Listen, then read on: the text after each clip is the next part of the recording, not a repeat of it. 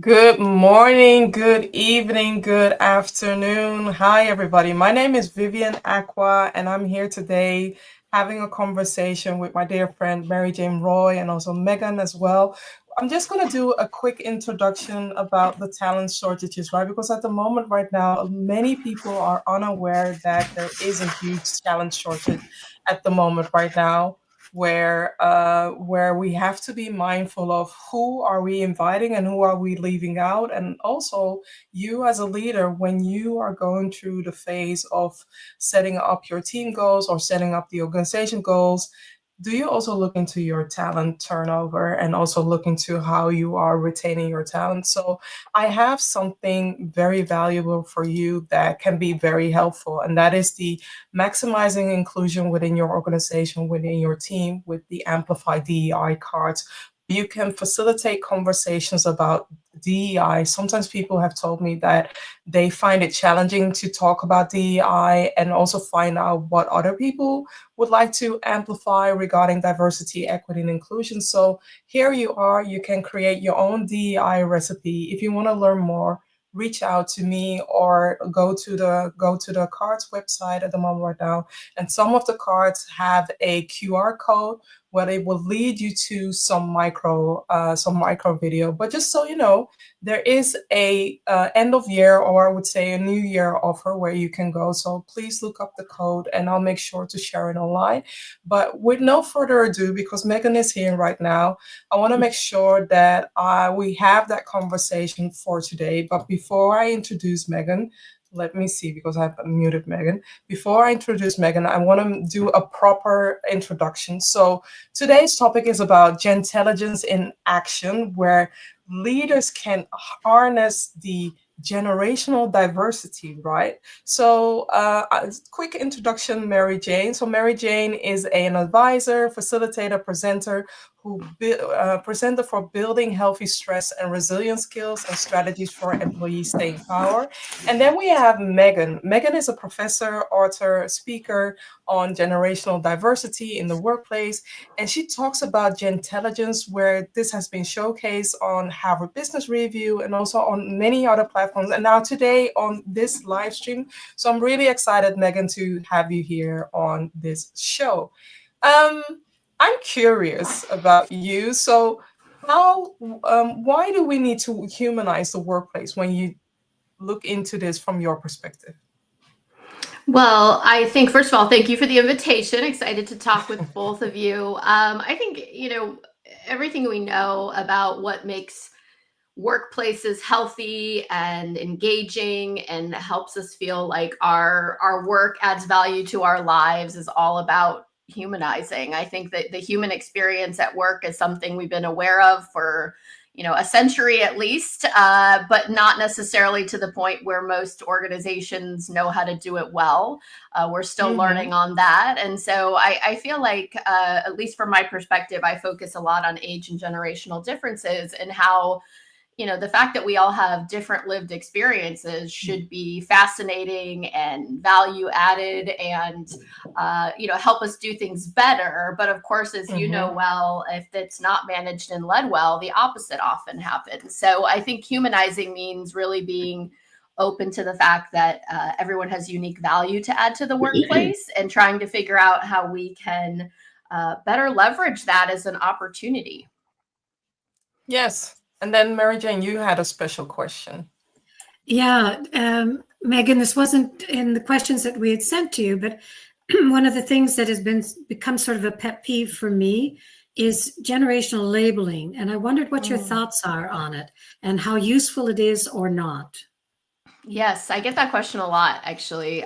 So I have a very specific, as you might guess, point of view on that. I think when people push back on the idea of generational labeling or they don't like the idea of generations, I think specifically what they're saying is they're pushing back on generational stereotyping, which of course I absolutely agree with. We can't tell who you are if you tell me what year you're born, right? That's not what social science would say.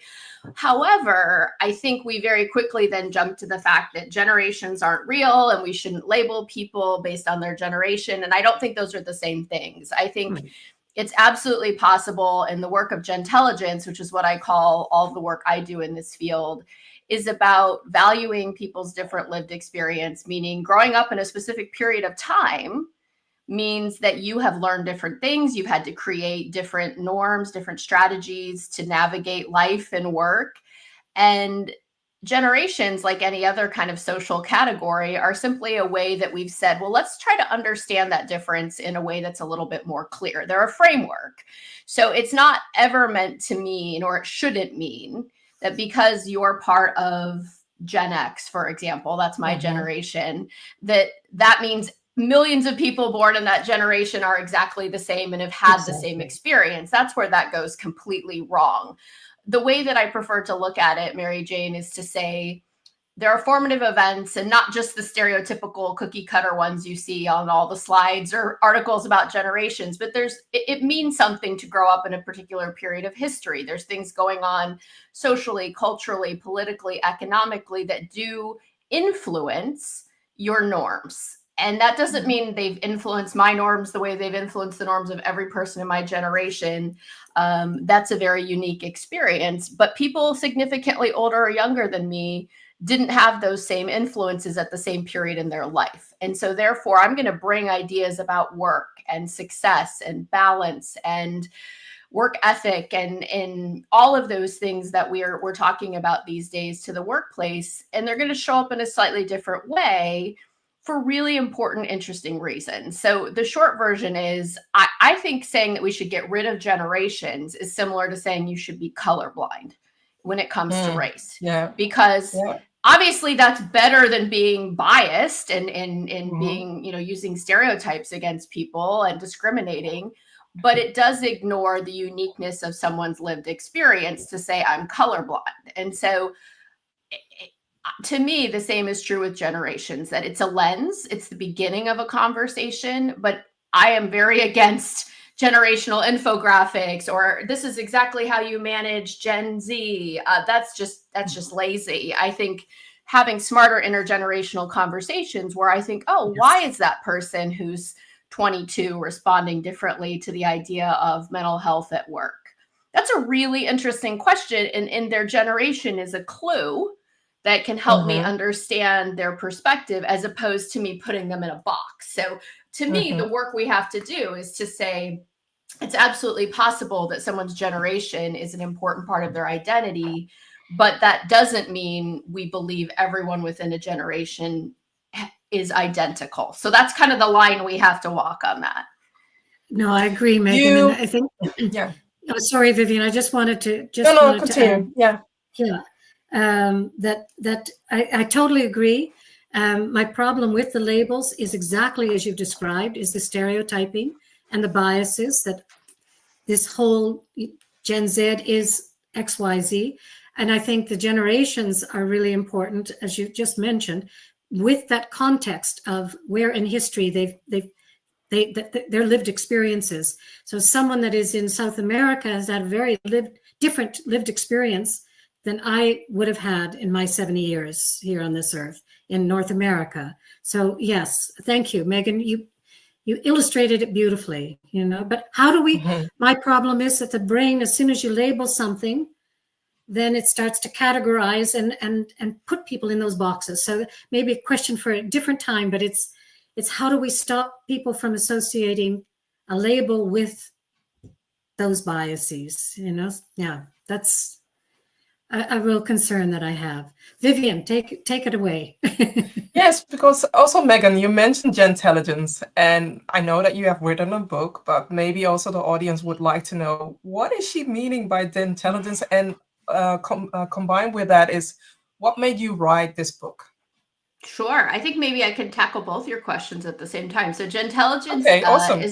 I'll try. Gentelligence is simply a term I came up with when I started really seriously speaking and consulting on this work in 2016. So I've been doing it for almost a decade now, probably longer than that, but it just simply means we need to be smarter about how we think about generations and age in the workplace. So the key focus of my work is helping people have smarter intergenerational conversations. It's not about scripts or infographics or boxes. It's about the fact that we tend to approach many things with diversity, of course, but specifically for my purposes, generations in a way that really flies in the face of all best practices around DE&I. We don't, for some reason, apply what we know is important or works or any of that wisdom when it comes to generations. We apply shaming, we apply bias, we apply labeling. We need to stop doing that. That's ridiculous. We've always had multiple generations in the workplace. We always will. What they're called will shift, but the challenge is going to be the same. And so the focus of Gentelligence simply is that we need to take what has historically been looked at as a threat and shift it into an opportunity. So I think, Mary Jane, to answer your second question, when I speak on this, I talk not just about the idea of generational norms instead of stereotypes. Let's look at norms. Norms are frequencies. Norms we can measure. Norms are interesting, but doesn't insist every person is that or has that experience. But the second thing I add in is this idea of layers of identity. So if I say generation is a layer of your identity, your age is as well. Those are connected but different. Where you grow up in the world, as you said, South America, North America, Europe, Australia, Africa, all of those places, but also gender identity or race or ethnicity or whatever, socioeconomic status, whatever is an important part of your identity should interact with generation to create this fascinating, complex story. And so a friend of mine who works in DE&I said, generation should be the start of the conversation, not the end of the conversation. And so if you view it the way I do, which is that I champion the value of all generations, I'm fascinated by Gen Z. I work with them every day. I learn tons from them, as I did from the millennials before them. I learn a ton from my older mentors. The fact that they also happen to be baby boomers or millennials is an interesting, and as you said, provides context, but to me in a very positive way rather than one that's used for shaming. So that's what Gentelligence is about, is creating an opportunity out of what historically has been tension or threat. I mean, while Megan was talking, I was also thinking about our relationship, Mary Jane, right? You are the older woman, I'm from a younger generation. And the way that we talk about it, we don't let age be a barrier or a hinder. I mean, I've known that in the beginning of our friendship, of our sistership, I knew that there might be some technical challenges. Now Mary Jane has surpassed me, Megan. She has surpassed me. She's even sharing me ChatGPT tips and tricks and things. See, there you So go. I wish that people would have a similar relationship as what the both of us have, to embrace technology, but also to see the valuable connections that people can create and learn from each other, whether you're younger, whether you're older as well, which brings me to the following question, and that is, when it comes to trust, how can leaders effectively build trust within an intergenerational workforce? Yes, so important. And the book has the 4 practices that we talk about, one of which is strengthening trust. So I'll focus on that. A lot of that's about psychological safety. We don't, as humans, inherently trust someone we believe is, or we think is somehow different than us in a profound way. And age is a very visible sign of that.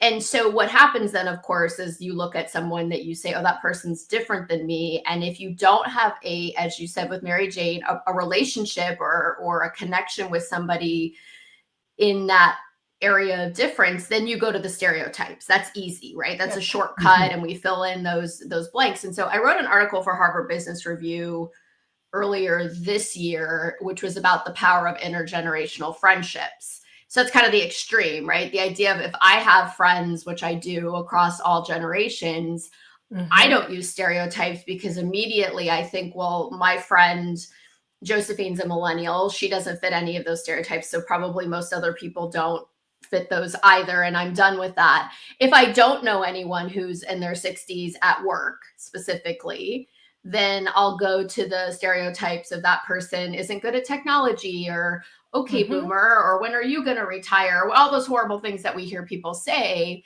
instead of saying, oh, well, my friend Mary Jane is actually quite good at technology, and she and I were having this great conversation about ChatGPT. So ideally, we provide as leaders opportunities for people to work on things that are meaningful with people significantly older or younger. And naturally, that doesn't happen because of age polarization. So I enter an organization the same time as people that graduated about the same time as me. So they're going to be in a similar age group. And I work through my organization probably in a similar rhythm. And then those things don't happen unless there is proactive effort on the part of my organization or my leadership to say, let's get a multi-generational team on that question of how we should integrate AI ethically into our business, right? Let's get all the different generations on board to work on it together. A specific tool that maybe would be interesting to think about is what we call mutual mentorship.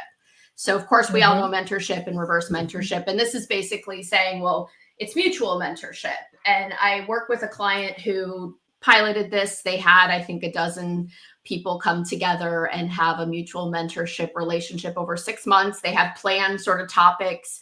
And I came and attended a coffee they had at the very end of their 6-month mutual mentoring program. And the thing I found most profound was every single pairing said, I didn't expect we would have so much in common. And also, we've actually become really great friends. And so, to the extent we can continue to think about it that way, I think that's how you build trust, is you say, well, I've had this personal experience with one person, and now I want to have it with 2 people. And then soon some of that polarization really breaks down and you see the value. Really, all it takes, just like any other kind of difference, is the first time you see the benefit yourself of having people with different lived experience in the room or in the conversation. You learn something, or you're educated differently about something, or you come up with a different idea because you worked with someone different than yourself. That's all it normally takes, in my experience, for you to see that value and want more of it. But that's also when people allow themselves to create that relationship, to establish that relationship, and understand that the workplace, I understand that the workplace is for work, but we don't go beyond creating that relationship aspect. Yeah, absolutely. I think that's true. And I think, of course, there's lots of great research when we talk about humanizing the workplace. Gallup's research would say one of those predictors of engagement at work is their odd question, I have a best friend at work, which they've gotten a ton of pushback on over the years, but it's very predictive of engagement. And I learned so much researching that HBR article, even things like, yes, of course, you can have learning at work about workplace relevant things, but I also heard from people, let's say that I am in my early 30s and just became a parent, and I'm friends with somebody 10 or 20 years older than me who already went through balancing work and family when their kids were little. They're able to provide insight on the other side of something. And then that's creating a friendship, because they didn't have to do that. They didn't have to say like, hey, I got this meeting, why don't you go pick up your kid who has a fever, or hey, it's going to get easier, or here's a tip of something I did that really helped.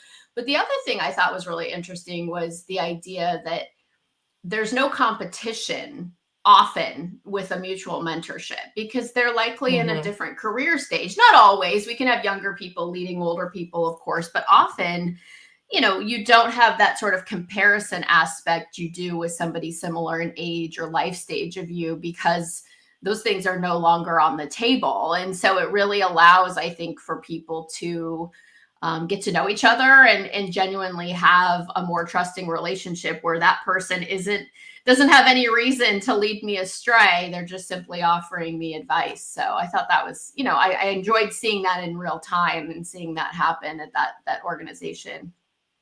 I'm going to dive deeper into that, Megan, on my own, because I find it a fascinating concept.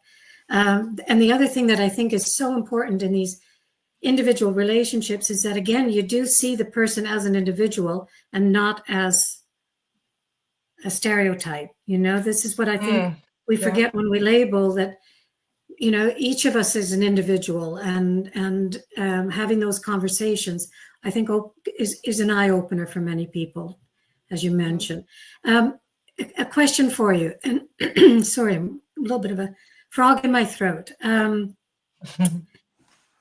Discussing communication preferences. Can you give us some illustrations of understanding these differences amongst generations?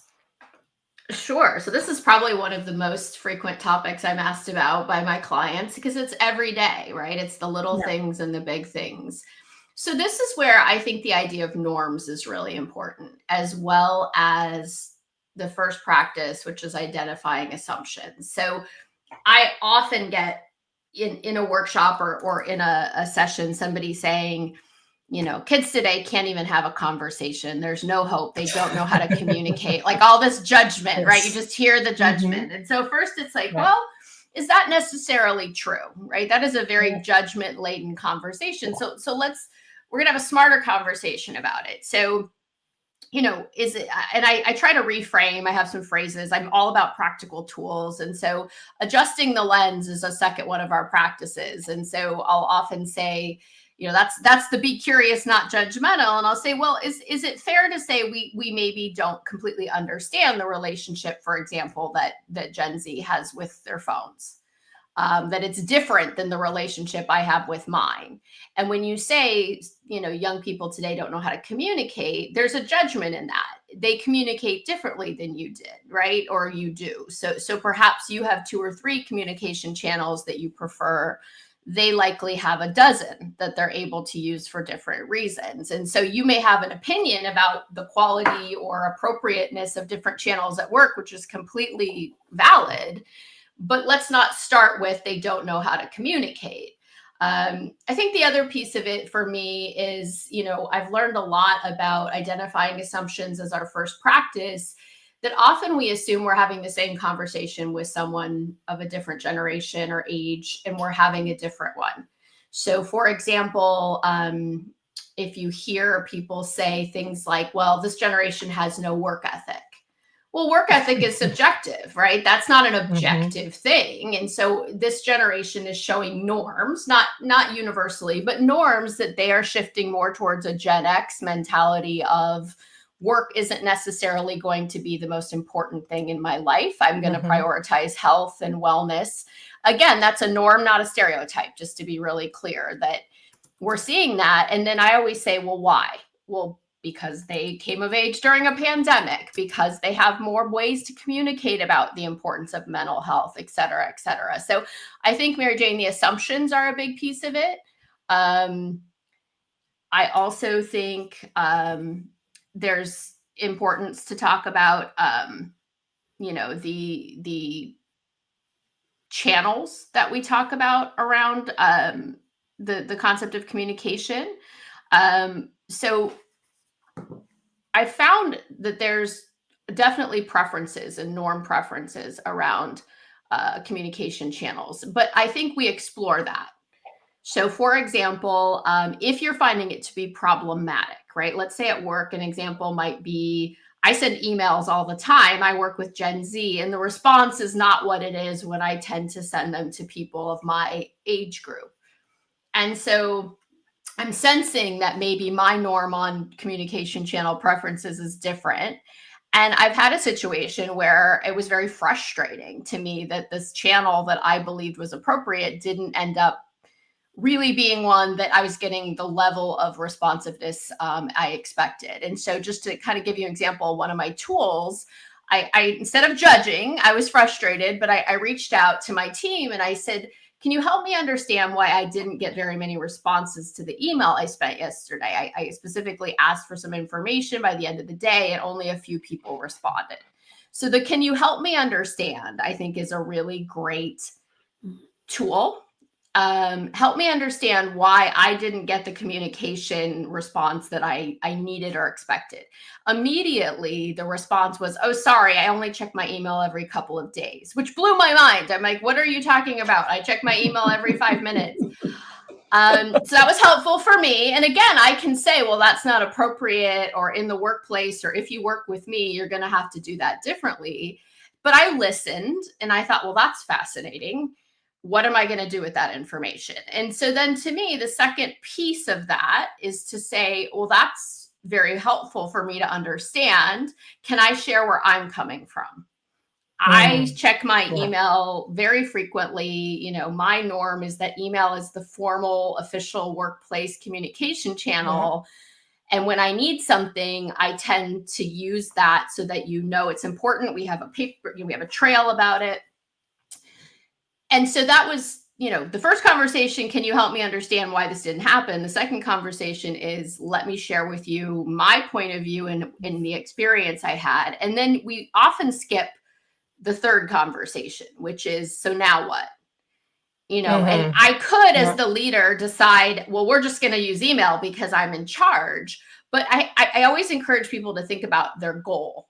So my goal is effective communication. My goal is that I get the information I need when I need it. So do I want to be, you know, die on the hill of the email, or do I want to get the information in a way that's going to be effective and efficient? And so I said, how do we solve this problem? Because I'm going to need what I asked for in an efficient way.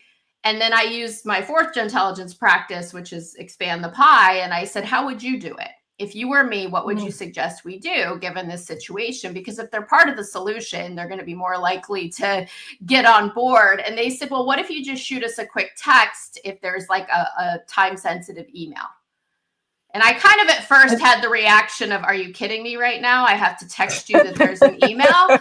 But I thought, well, that's faster than me sitting there refreshing my email, wondering why I'm not getting and getting tense. And so I said, all right, I'm willing to try that. You know, and then I also would like you all to get in the habit of checking your email, you know, at least 3 times a day, right? So we kind of compromised on it, and it worked relatively well. So I think before getting upset that, you know, for example, a younger person's texting you at 10 p.m. about a work situation, or that your older boss, for example, might be wanting to have a face-to-face conversation and you don't think that that's necessary, always go to the why. Can you help me understand why you want me to come in and meet on that, or why you think meeting's important, or whatever it is? Just really quick, the last one, the one that's probably the stickiest thing I've ever talked about, and you probably saw this, Mary Jane, in my LinkedIn, but I discovered just really accidentally that my Gen Zs told me that using a period to end a text message was considered very aggressive, and to them. Which blew my mind. Again, I couldn't even wrap my head around how that would be possible. And so I did a lot of, can you help me understand? And basically found out that a text message for Gen Z tends to be more like a conversation. And many of them learn to text before they learn to write. And the idea of making it formal and putting a period at the end reads like, we need to talk. And here I had been punctuating my text messages left and right, and apparently invoking stress and fear in my younger teammates and students and colleagues. And I said, well, this is a great Gentelligence moment, because I had no idea that you were reading it that way.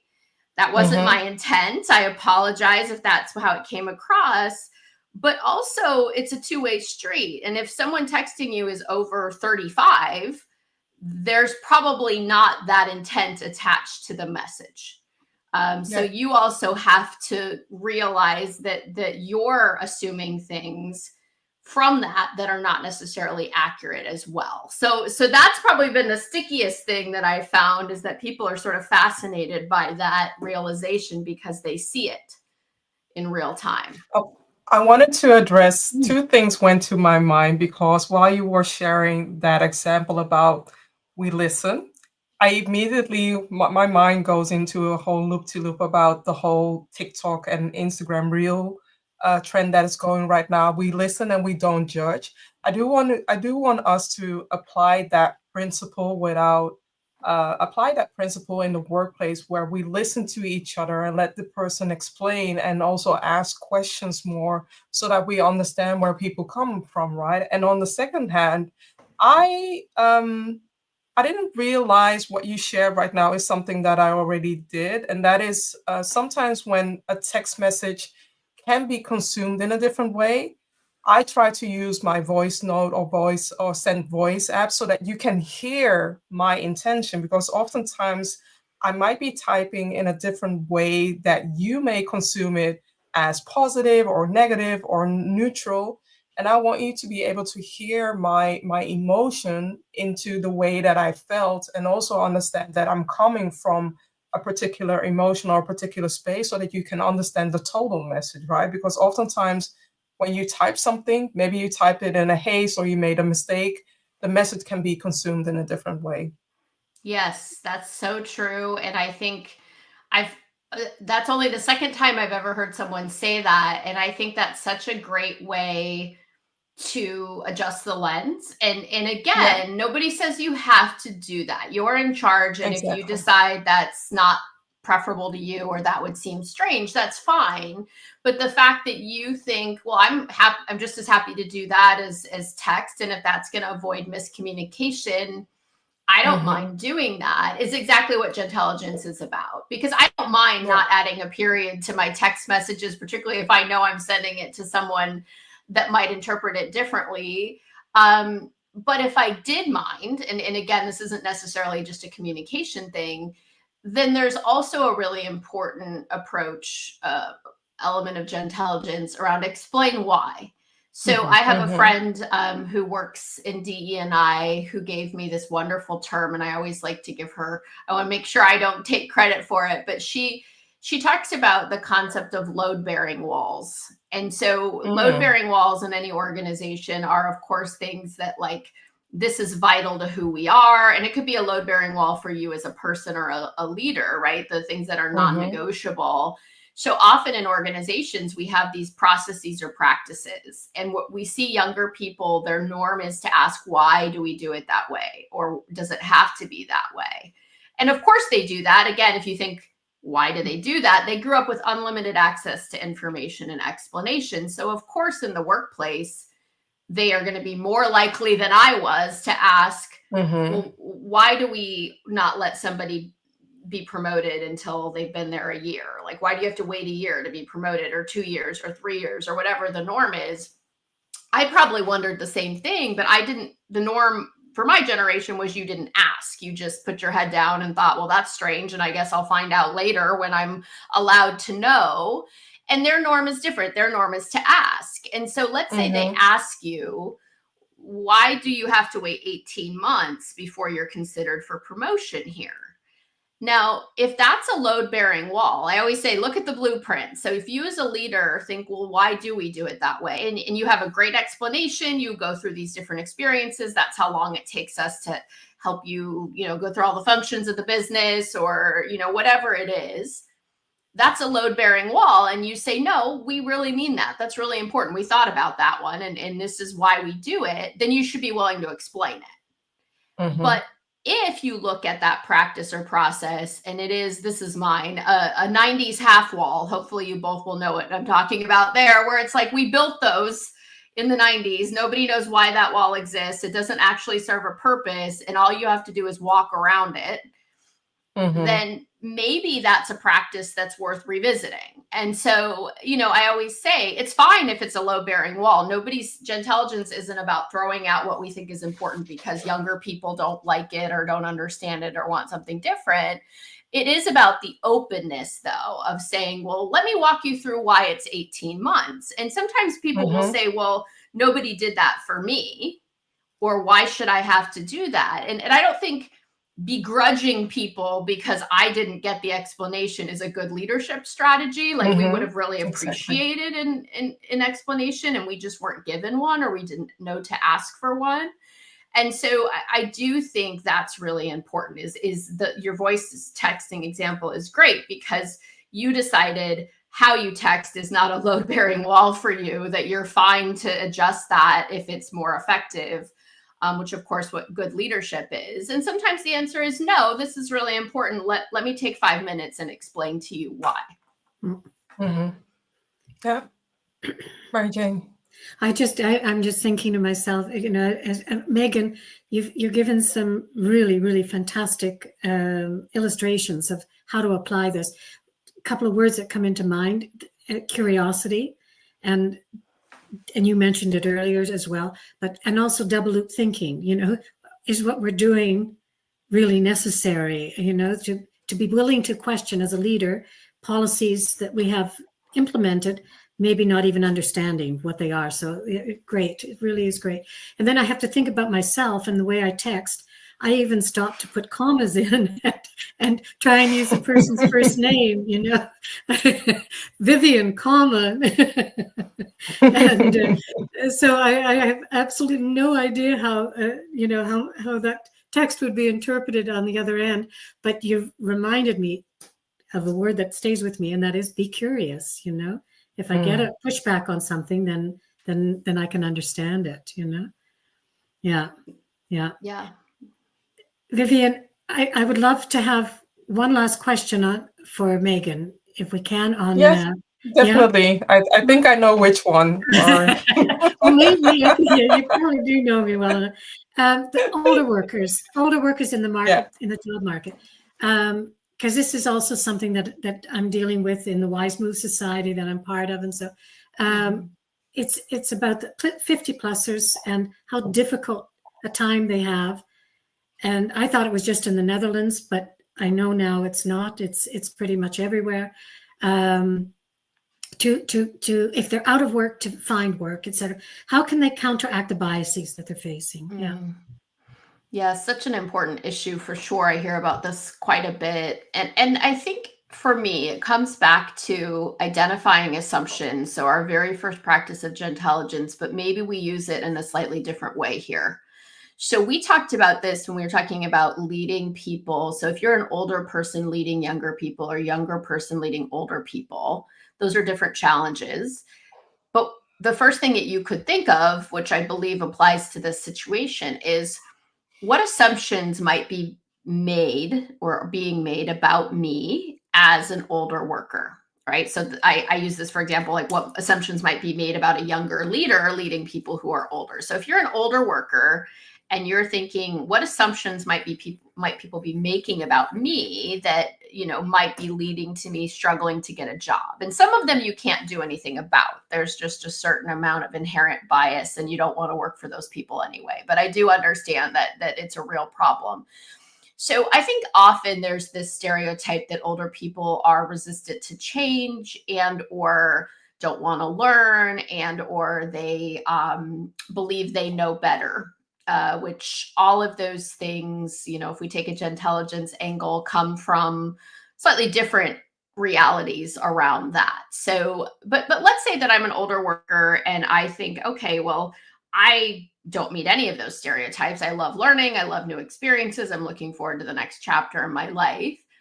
To me, you hit those head on, right? You do everything that is authentic and valid to address the fact that you are open to learning, not at the expense of your credibility or your lived experience or acting like you haven't learned and don't know many things. But I think, as I've gotten older, my genuine, to go back to that word, curiosity and interest in learning from people younger than me is a huge part of why I'm respected by those people, because the traditional mindset that many of us grew up with was when you're in charge or as you get older, you know best, or you should know everything, or you should have it all figured out, or you don't ask for help.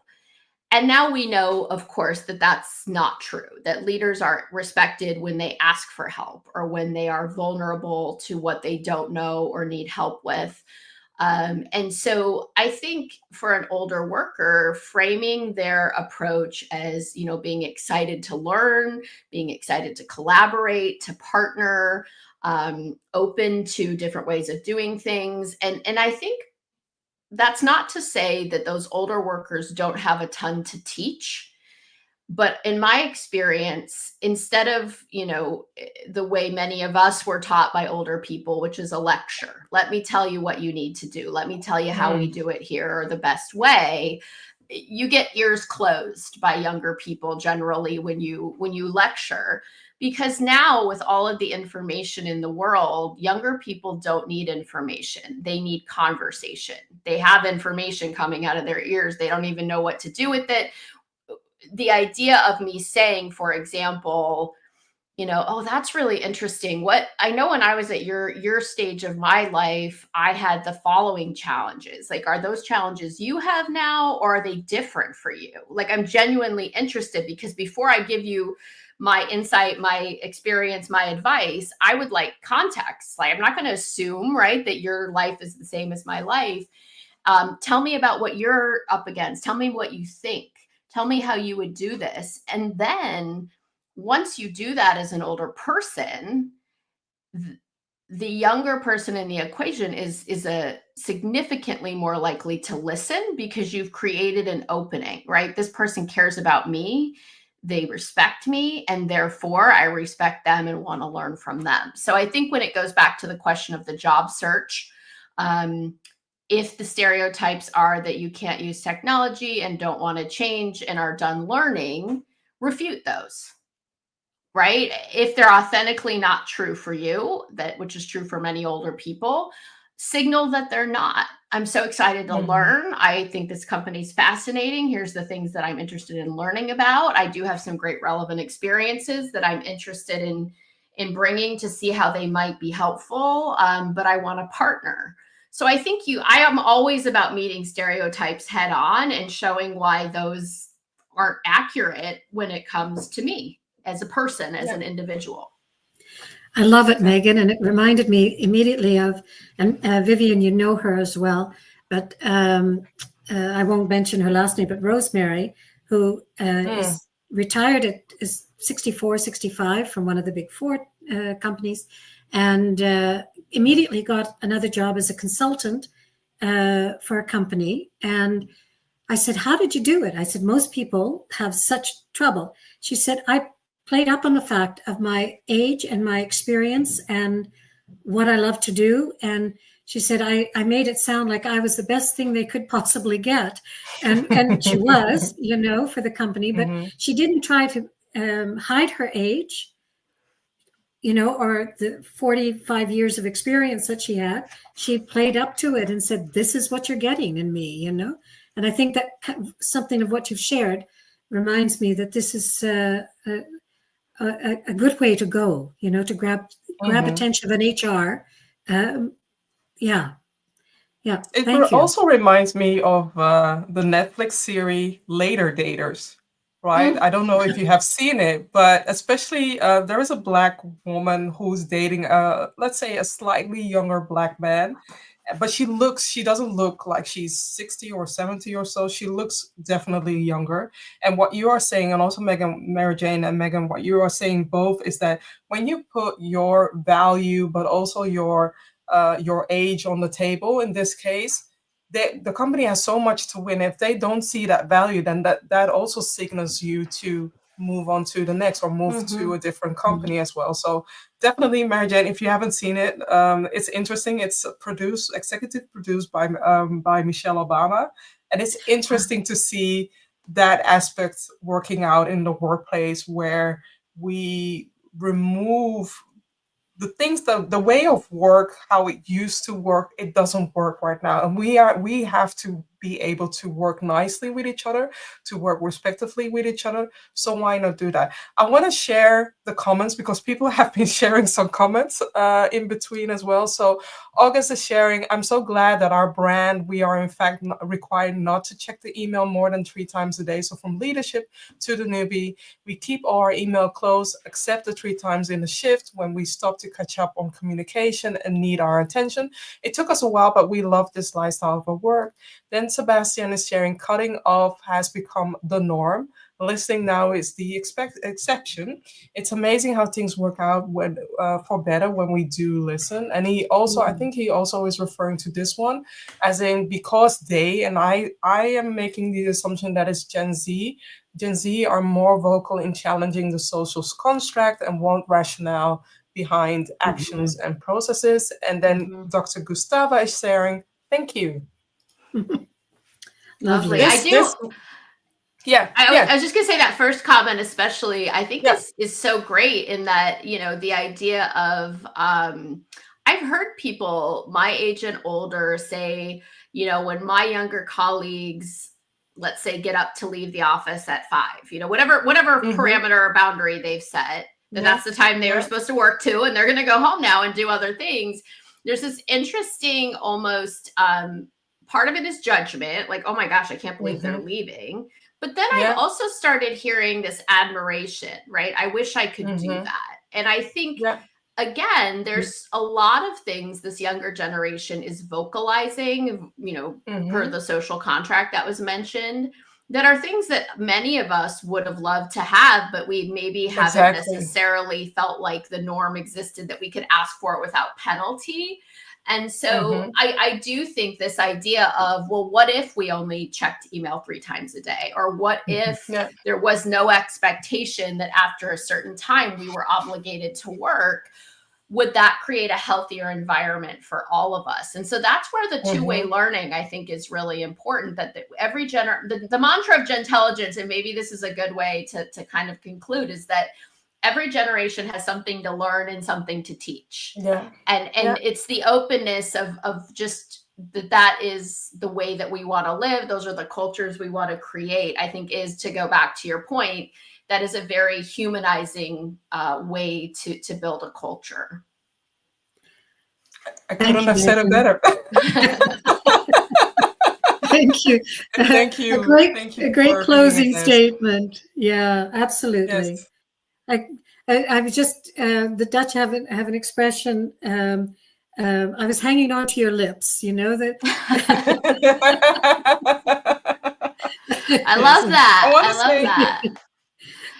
I want to say thank you for this conversation, and I will definitely also make sure that next year, beginning of next year, it will be recycled and be shared as well, because you shared a lot of valuable gems, but also not only regarding how do we communicate, but also how are we asking the right questions so that we provoke curiosity instead of judgment, right? So it then goes to mind with this whole TikTok challenge at the moment right now. We listen and we don't judge, but then the safe way, not the judgy way, though. So I appreciate you, Megan, for being here. And for everybody who's listening, I'm watching as well. I want to say happy holidays, however you decide to celebrate it. And if you don't celebrate it, then take some time to recharge your batteries. And until next year. All right. Thank you so much. You're welcome. Thank you, Megan. Yeah. Thanks, Vivian. Thank you.